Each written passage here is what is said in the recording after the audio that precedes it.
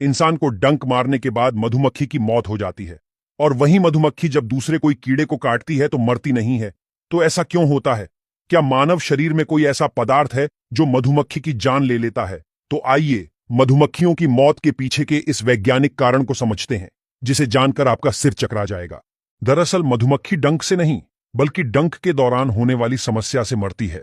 सबसे पहले जानिए, जब मधुमक्खी डंक मारती है तो वह अपने शरीर में मौजूद जहर की ग्रंथि से एपिटॉक्सिन नामक जहर को मानव शरीर में दाखिल करती है।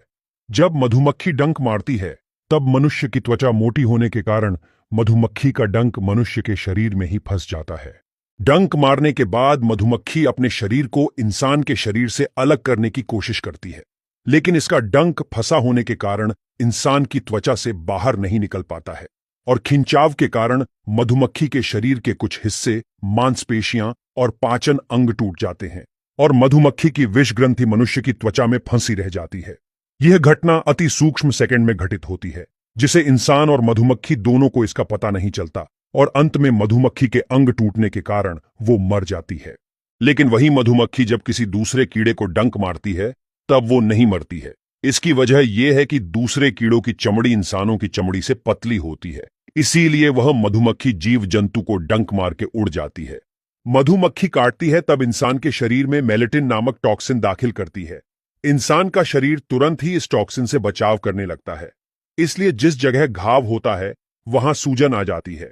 हालांकि ऐसा मेलेटिन से बचाव प्रक्रिया के कारण होता है, लेकिन अगर मधुमक्खी खून की नब्ज के नजदीक डंक मार देती है तो टॉक्सिन जल्द ही पूरे बॉडी में फैलने लगता है, जो कभी इंसान के लिए खतरा पैदा कर सकता है।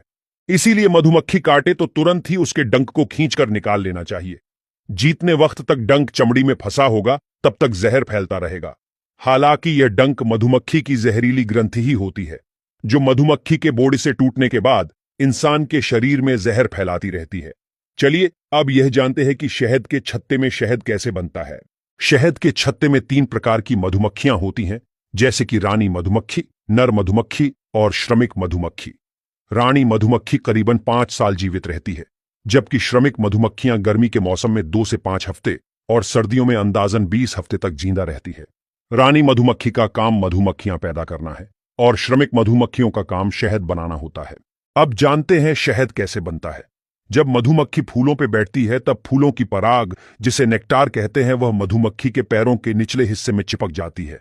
उसके पैरों पर छोटे छोटे बाल होते हैं जहां पराग चिपक जाती है। जब मधुमक्खियां छत्ते में लौट आती है तब मधुमक्खी इस नेक्टार को अपने मुंह से दूसरी और दूसरी मधुमक्खी अपने मुंह से तीसरी मधुमक्खी के मुंह में ट्रांसफर करती है। इस प्रक्रिया के दौरान नेक्टार लिक्विड जैसा पदार्थ बन जाता है और थोड़े समय बाद यह लिक्विड शहद बन जाता है। अब मधुमक्खी इस नेक्टार को मधुकोश की कोशिकाओं में जमा कर देती है और ढक देती है। इस प्रोसेस के बारे में कमेंट जरूर कीजिए।